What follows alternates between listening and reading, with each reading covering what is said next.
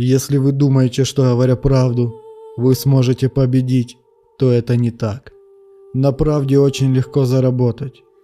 Единственная валюта во Вселенной – это искренность.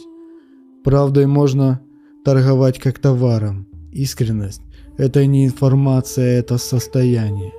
Те, кто управляют игрой, могут имитировать правду, могут даже говорить правдивые факты, но никогда не смогут имитировать искренность. Ведь нужно быть, а не казаться. Искренность – это высшая форма уязвимости и высшая форма силы одновременно. Святая искра. Искренность не терпит искажения. Единственный путь к нему. Единственное проявление твоей собственной воли.